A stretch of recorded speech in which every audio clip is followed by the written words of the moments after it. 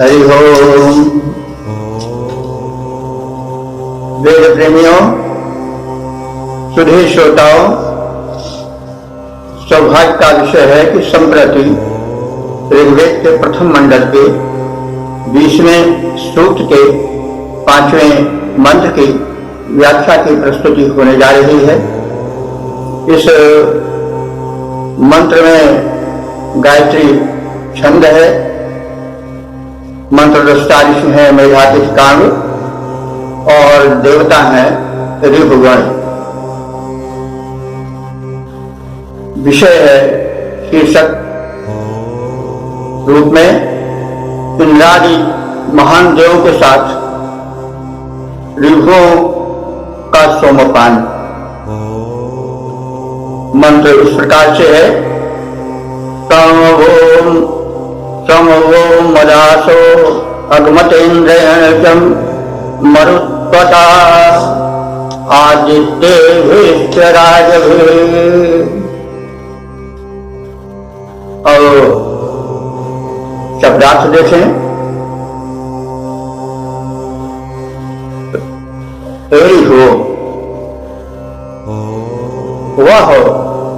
वह माने तुम सब। वह जो है वो ईश्मद का चतुर्थी बहुवचन है। वह माने तुम सबके लिए, तो संप्रदान चतुर्थी होता है, इसलिए वह आया है तुम सब ऋभुओं के लिए। मदासा, मदासा माने आनंदप्रद सोमरस। क्या किया गया है? प्रदान करने का उपक्रम किया गया है। किसके साथ? इंद्र, देवराज इंद्र के साथ। इंद्र किनके साथ है? मरुत्वता, मरुद्गणों के साथ। मरुद्गण कौन है? वे सैनिक हैं, इंद्र के अंगरक्षक। पूरा फौज पलटन के साथ इंद्र बैठे हुए हैं, अपने समग्र मुख्य सहायकों के साथ, सेना नायकों के साथ। और किसके साथ हैं? आदित्य ही, आदित्यों के साथ 12 आदित्य। और आदित्य कैसे हैं? राजभी, बड़ी ही दीप्तमान। तो ये तो शब्दार्थ हो गया। अब हम इसके भावार्थ को जानने की चेष्टा करेंगे कि हे ऋभुगणों, तुम सब सोमपानार्थ, जो सोम मदासा है, आनंदप्रद है, उसके पानार्थ इंद्र सह, इंद्र के साथ यज्ञ स्थल पर बैठे हो। इंद्र अपने प्रधान सेनापतियों, सेना नायकों, मरुद्गणों के साथ उपस्थित हैं और तेजस्वी आदित्यों के साथ प्रस्तुत हैं। और आदित्य कैसे हैं? दीप्तिमान हैं। इस प्रकार से इसमें सब विशेषणों की उपस्थिति ऋभुओं के महत्ता का द्योतक हो रहा है। सोमपान का अधिकार उच्च कोटि के देवों को मिलता है। जैसा कहा गया है, ऋभु अपने आविष्कारक शक्ति से, अपने क्षेत्र में श्रम से, तपस्या से देवत्व प्राप्त किए हैं। और सामान्य देवत्व नहीं है। इंद्र जो देवराज है, जो यज्ञस्थल पर सोमपानार्थ अपने प्रधान सेनापतियों, सेना नायकों, सहायकों के साथ, मरुद्गणों के साथ उपस्थित है, ऐसे इंद्र के साथ। और जो चमकीले दीप्तिमान आदित्य हैं उनके साथ इस मंडल में तुम्हें सोमपान का अवसर मिल रहा है, जो कि तुम्हारी प्रतिष्ठा और तुम्हारी महत्ता का द्योतक है। तो इस प्रकार से यहां पर ऋभुओं की महत्ता का प्रदर्शन करते हुए ऋषि कह रहा है कि हे ऋभुओं, तुम्हारे चमत्कारिक गुणों के कारण मरुतों, आदित्यों और इंद्र जैसे महत्वपूर्ण देवताओं के साथ तुम्हें दिव्यानंद प्रद दिव्य औषध रस रूप अमृत सोमपान करने का अवसर मिल रहा है, जो तुम्हारी महत्ता का प्रतिपादक है। तो इस प्रकार से इसका सामान्य व्याख्या शब्दार्थ प्रस्तुत हुआ है। अब इसके हम छंदोबद्ध रूप को भी देख लें।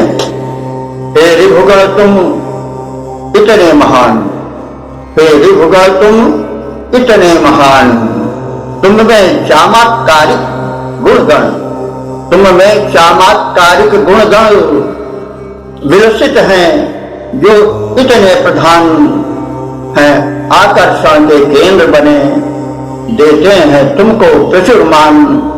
जो इंद्र मरुत आदित्य प्रकाशक देववृंद है गण्यमान, जो देववृंद है गण्यमान, तुम उनके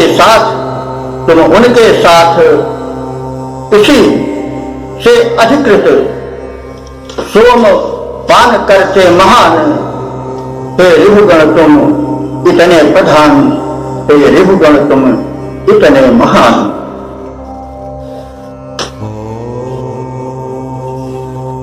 आत्मन सुनिए श्रोता बंधुओं, अब ऋग्वेद के प्रथम मंडल के 20वें सूक्त के 6ठे मंत्र की प्रस्तुति होने जा रही है। इस मंत्र में प्रयुक्त छंद है गायत्री, मंत्र दृष्टा ऋषि है मेधातिथि कांड और देव है ऋभुगण। मंत्र का शीर्षक है ऋभुओं में देव शिल्पी त्वष्टा से भी अधिक नैपुण्य। मंत्र इस प्रकार है। ओम उतचम चमसम नवम त्वष्टुर्देवस्य निष्कृतम अकर्त चतुरः पुनः। शब्दार्थ देखें। उत माने और भी, चम उस, चमसम चमस को, चमस जान लें, चमस एक पात्र विशेष है जिसके द्वारा सोमरस पान किया जाता था। तो पात्र जब अधिक सुंदर होता है तो उस सुंदरता से पात्र की जो उसमें परोसा गया रस होता है या पदार्थ होता है वो और अधिक सुंदर हो जाता है। तो चमस वह एक पात्र होता था जिसमें सोमपान प्रस्तुत किया जाता था। तो कारीगरी शिल्प उसमें देखा जाता था, नक्काशी हो, खूब अच्छा बना हो, आकर्षक हो, पान में काफी सहायक हो, तो उसको त्वष्टा ने बनाया था, त्वष्टा देव शिल्पी, और उन्होंने उसको बड़े नैपुण्य से बनाया था, बड़ी कुशलता से बनाया था। लेकिन इसमें दिखाया जा रहा है मंत्र में कि जो ये ऋभु थे इन्होंने उससे भी अधिक चमत्कारपूर्ण चमस पान पात्र प्रस्तुत कर दिया। उसी का वर्णन है कि हे ऋभु, तुमने उस चमस को जो कि त्वष्टा देवता जो देव शिल्पी हैं उनके द्वारा नवीन, नवम माने नवीन ढंग से बनाया गया था, निष्कृतम माने निर्मित किया गया था। उस पान पात्र, चमच में तुमने अपना शिल्प अलग से दिखाया, सबको आकर्षित कर लिया और क्या किया कि आकार को माने कर दिया, यानी बनाकर दिखा दिया। चतुरा पुनः उसी को 4 प्रकार से आकर्षक रूप में बना के प्रस्तुत कर दिया, जिसने सबके मन को हरण कर लिया। तो वही नैपुण्य मंत्र में दिखाया गया है कि हे रिभु, त्वष्टा देव द्वारा एक ही चमच तैयार किया गया है, लेकिन हे रिभु, तुमने अपनी आविष्कारक शक्ति और अपने चमत्कारिक गुण के द्वारा उसे 4 प्रकार का बनाकर दिखा दिया और सबको अपने कौशल से चमत्कृत कर दिया। तो यह तो मंत्रार्थ हुआ, व्याख्या हुई सामान्य रूप से।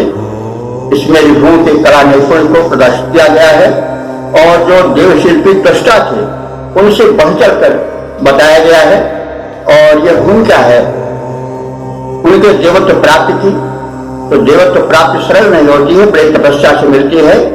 अपने क्षेत्र में बड़े श्रम दिव्य शक्तियों को प्रसन्न करने के बाद प्राप्त होती है।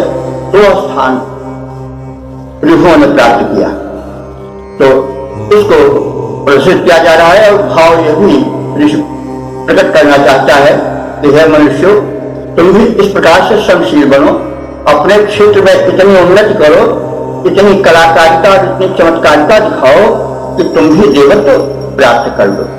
ये संदेश है छिपा हुआ। तो इस मंत्र के हम छंदोबद्ध रूप का अवलोकन करें। निर्माण कला रचना प्रतिभा का रिभुओं में बढ़कर प्रसार। निर्माण कला रचना प्रतिभा का रिभुओं में बढ़कर प्रसार। त्वष्टा विशिष्ट निर्माता है, त्वष्टा विशिष्ट निर्माता है। उसने जो चमच बनाया है उसमें उतना नैपुण्य नहीं, रिभुओं ने जो कर दिखलाया है, जो चमच बनाया रिभुओं ने, उसमें विशिष्ट गुण पाया है। वह एक 4 जैसा प्रयुक्त हो सकता, यह दिखलाया है। सब चकित रह गए, सब चकित रह गए। रिभुओं का लख इस प्रकार का चमत्कार, सब चकित रह गए। रिभुओं का लख इस प्रकार का चमत्कार। निर्माण कला रचना प्रतिभा का रिभुओं में बढ़कर प्रसार है, रिभुओं में बढ़कर प्रसार। ओम हरि ओम। श्री श्रोताओं, वेद प्रेमियों, अब हम ऋग्वेद के प्रथम मंडल के 20वें सूक्त के 7वें मंत्र की व्याख्या की प्रस्तुति करने जा रहे हैं। इस मंत्र में प्रयुक्त छंद है गायत्री, ऋषि है मेधातिथि कालु और देवता है रिभु। इसका शीर्षक है रिभुदेव उपासकों को रत्नों से संपन्न करें। तो इसके पूर्व रिभुओं के गुणों का वर्णन किया गया। अब जो ऋतुज है वे यजमानों के कल्याण के लिए, उनके समृद्धि के लिए, धन धान्य के लिए, रत्नों से परिपूरित होने के लिए उनसे याचना कर रहा है। मंत्र इस प्रकार से है, तेनो रत्नानि धत्तन त्रासक्तानि सुन्वते एकमेकं तुषष्टिवे। ते माने वे कौन? रिभु। वे रिभु देव सुषष्टिभिः, सुषष्टिभिः अथवा सुंदर प्रार्थनाओं स्तुतियों द्वारा प्रसन्न होकर के न माने हम सब के लिए, ऋतुजों और उपासकों के लिए, जो ऐसे हैं सुन्नते, सोम पान को निचोड़कर यज्ञ करने वाले हैं। और यज्ञ का विस्तृत अर्थ है लोकोपकार करने वाले हैं, शुभ कर्म करने वाले हैं, यज्ञ क्रिया संपन्न करने वाले हैं। उनको क्या करावें, उनको किस प्रकार से विभूषित करें। सातान माने सात सात, और उसके सातान यानी 3 गुना 7 7, अर्थात 7 त्रिके 21। क्या? रत्नानि, रत्नों को, 21 प्रकार के रत्नों को वे एकम एकम माने एक एक, अर्थात प्रत्येक ऋतुज और प्रत्येक यज्ञकर्ता, उपासक, याजक को वे 3 बार 7 यानी 21 बार करने से जो रत्न होते हैं, बहुसंख्यक भी हम ले सकते हैं, वे 21 बहुसंख्यक रत्नों को जो शुभ कर्म यज्ञ कर रहे हैं अथवा सोम यज्ञ कर रहे हैं, उनको वे भली भांति प्रदान कराएं, दें। कैसे? सुंदर हमारी स्तुतियों से प्रसन्न होकर के, और एकम एकम माने एक एक को, प्रत्येक को कोई ऋतु, कोई यजमान छूटने न पावे। तो इस प्रकार से ऋभु देवों से यह प्रार्थना की गई है कि वो बड़े मातृशाली हैं, वे हम ऋतुजों को और यज्ञ कर्मकर्ताओं को, यजमानों को, जो कि सोम पान की भूमिका बनाते हैं, यज्ञ करते कराते हैं, उन्हें प्रत्येक को 21 रत्नों से विभूषित करें। तो अब रत्न जो है तरह तरह के हैं, गोधन, गजधन, बाजधन और रतन धन खानी। इस प्रकार से हीरे जवाहरात, सोने चांदी, मणिमाणिक और फिर तमाम जो है पुत्र रत्न, से रत्न और तमाम प्रकार के जो दुर्लभ वस्तुएं हैं सब रत्नकोट में आते हैं।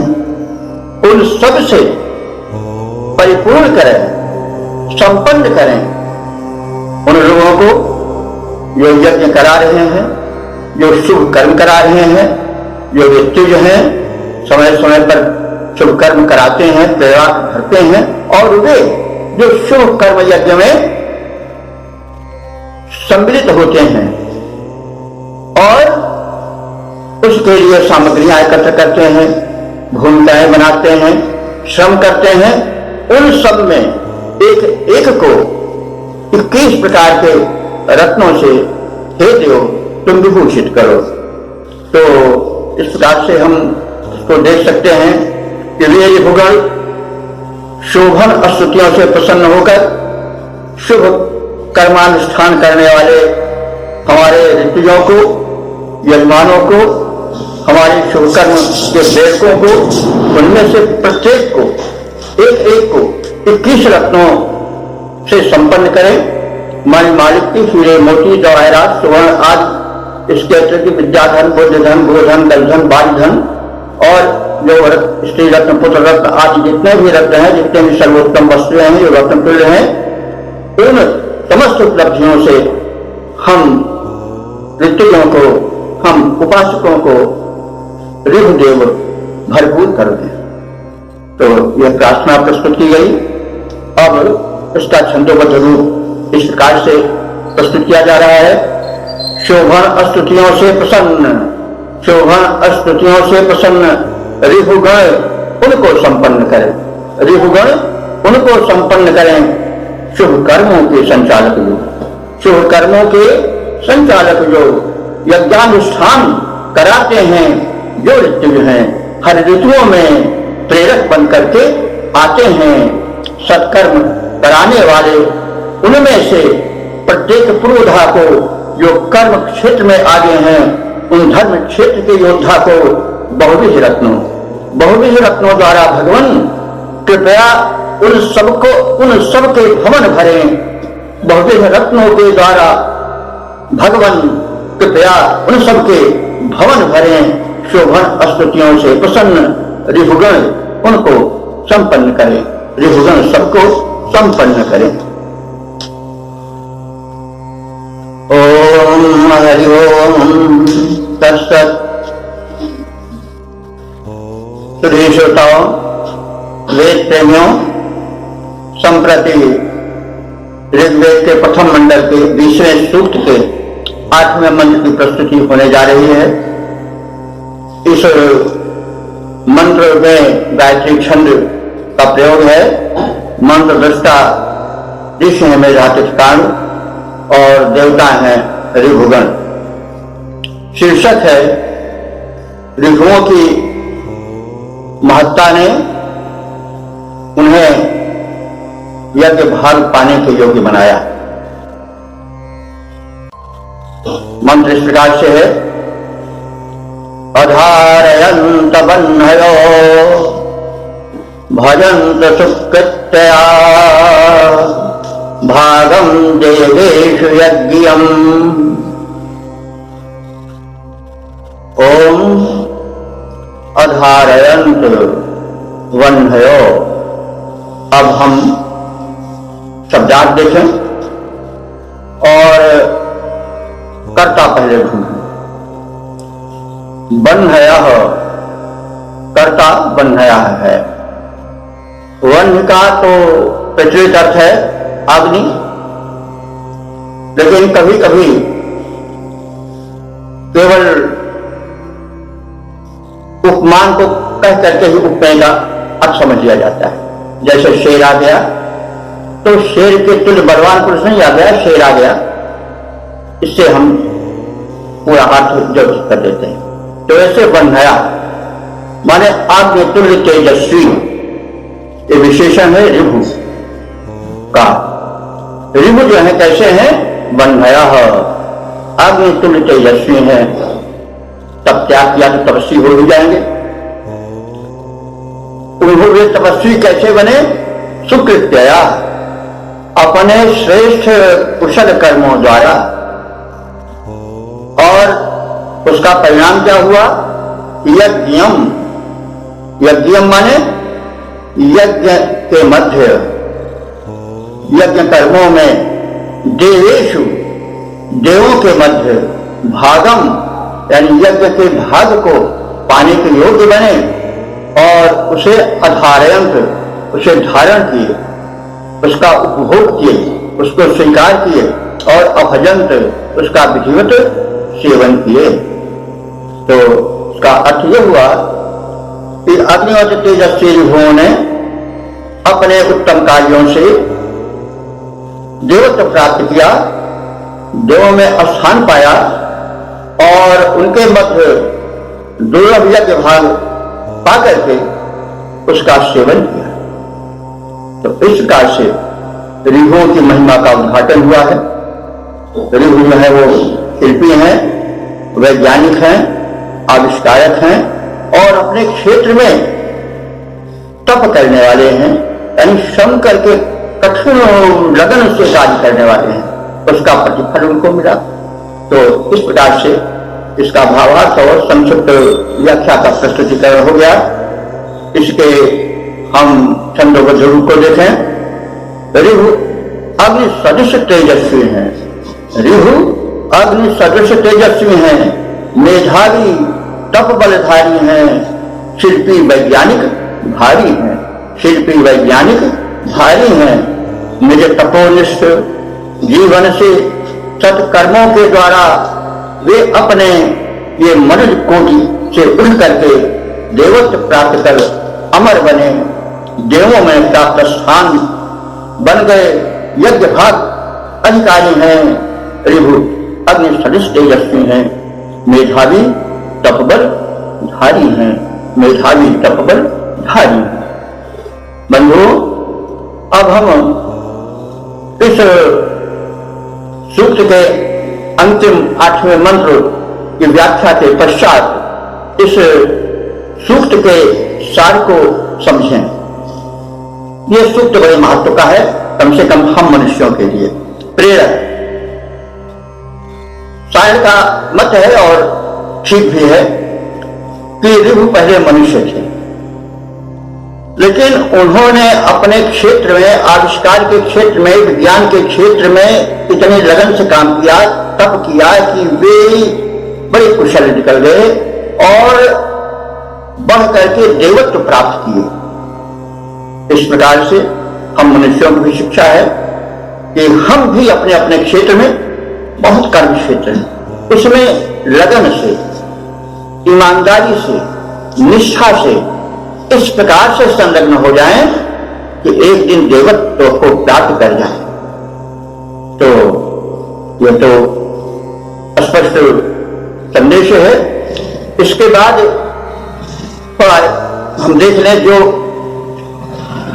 इन शिल्पियों ने, इन वैज्ञानिकों ने, आविष्कारकों ने दिखाई अपनी योग्यता, जैसे हम मंत्रों में पीछे देख चुके हैं कि उन्होंने जो है वो अपने वृद्ध माता पिता को युवक बना दिया, मंत्र शक्ति रही हो, या उन्होंने कुछ इस प्रकार का औषधि आविष्कार किया हो, रासायनिक आविष्कार किया हो कि जीवन कोशिकाएं नवीन हो गई हों, वृद्ध माता पिता जो है वे युवक बन गए हों।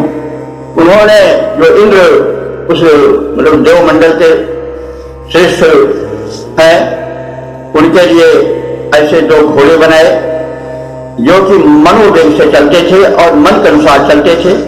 तत् शब्द का बार बार प्रयोग हुआ, इससे प्रतीत होता है कि वो यंत्रवत था।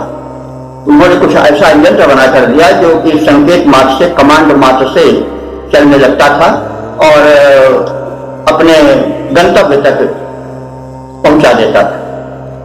इसी प्रकार से उन्होंने नासक अर्थात अश्विनी कुमारों को भी श्रेष्ठ रथ बना करके दिया, जो कि जल थल नभ सब में समान गति से गतिमान होता था। वह उनके कला नैपुण्य का निदर्शन था। इसके अतिरिक्त उन्होंने एक चमच ऐसा बनाया, उसमें कुछ और अभिवृद्धि की, जो कि देवशिल्पी त्वष्टा द्वारा बनाया गया था। उसी से लोग प्रसन्न हो गए थे, लेकिन ऋभुओं ने उसमें कुछ ऐसी चमत्कृति दिखाई कि वो एक ही 4 चमचों का, यानी सोमपान पात्र पान का तारीफ देने लगा और बड़ा ही आकर्षक बन गया। देवगण प्रसन्न हुए, उन्हें मनुजत्व से उठाकर देवत्व सभा में बैठाया गया और इंद्र, मरुत, आदित्य जैसे समर्थ देवों के मध्य में सोमपान के योग्य बताया गया।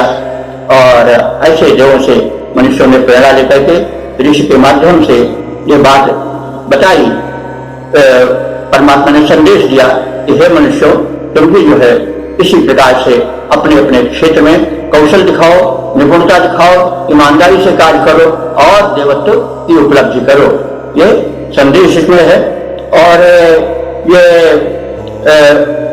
जो है वो ये भी संदेश देता है कि मनुष्य देवत्व प्राप्त कर सकता है। अरविंद घोष हुए हैं, एक बहुत बड़े दार्शनिक आज के, उनका विश्व भर में प्रचार प्रसार है, बड़े महान माने जाते हैं। उन्होंने यह कहा है, भविष्यवाणी की है कि विकासवाद का सिद्धांत मनुष्य पर भी लागू होगा। मतलब मनुष्य विकसित होते होते एक दिन जो है वो देव बन जाएगा और यह धरातल ही स्वर्ग बन जाएगा। उनका ऐसा संदेश है।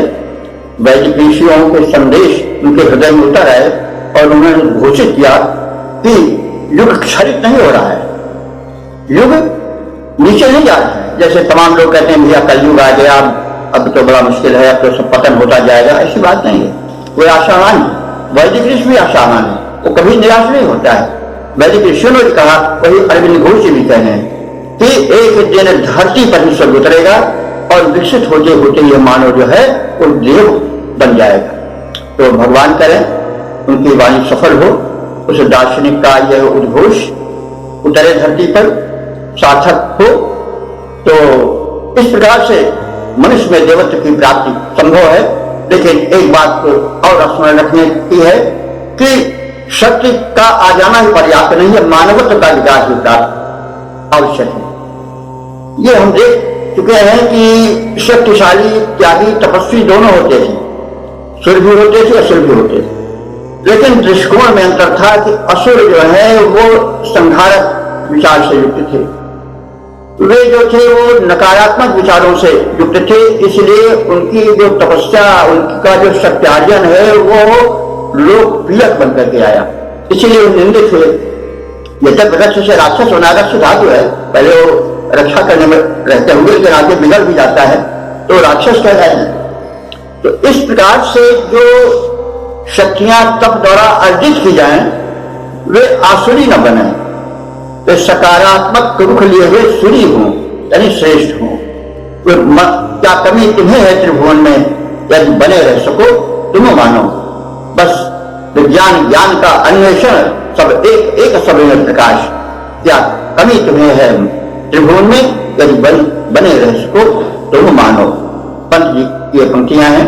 तो यदि मनुष्य मनुष्य बना रह जाए तो उसमें उस परम शक्ति ने इतनी मेधा दी है, इतनी शक्ति दी है कि वो देव बन सकता है शक्ति अर्जन करके। लेकिन बस ये हमेशा ध्यान रहे कि वो शक्ति आखिरी शक्ति न बने। जैसे आजकल हम कभी कभी देख करके चिंतित हो जाते हैं कि इतनी मिसाइलें, इतने बम बन रहे हैं, ऐसा न हो एक दिन ये भूतल को भी नष्ट कर दें, ब्रह्मांड जिसे पृथ्वी मंडल को ही उड़ा दें, तो ऐसा न होने पावे। तो शक्तियां जो है वो हो सकारात्मक हों और मानवता के हित में लगे। इस बात का संदेश इसमें गूढ़ है और यही हम लोग भी चाहते हैं कि वेद का मंगलमय स्वरूप उद्भाषित हो, समस्त श्रोता पाठक उससे प्रभावित हो और वेद मंत्र में जो लोक पक्ष कल्याण है, जो मानव उत्थान है, जो धरती को स्वर्ग बनाने के संदेश हैं, वे जो है साकार हों और हमारे विचारकों, वैज्ञानिकों और दार्शनिकों की उपलब्धियां, उनके जो विचार हैं वो साकार होकर धरा को स्वर्ग बनावे। इस भावना के साथ इस सूत्र का समापन हो रहा है।